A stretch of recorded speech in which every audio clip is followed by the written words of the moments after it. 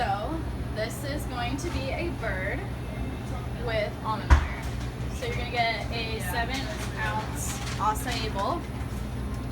You're gonna put a half scoop of granola in it.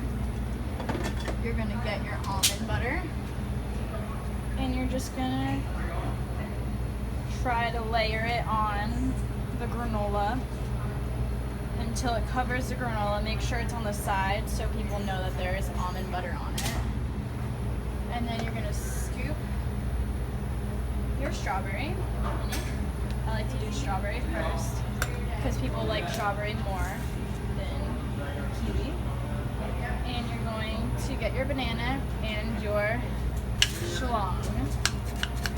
And you're going to cut the banana along the sides of it. And you're going to get your kiwi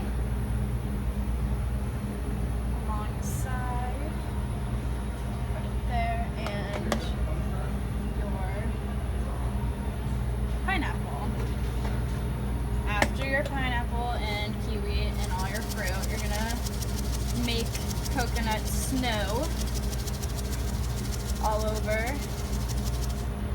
and get your honey and just put the honey over, and this is a bird.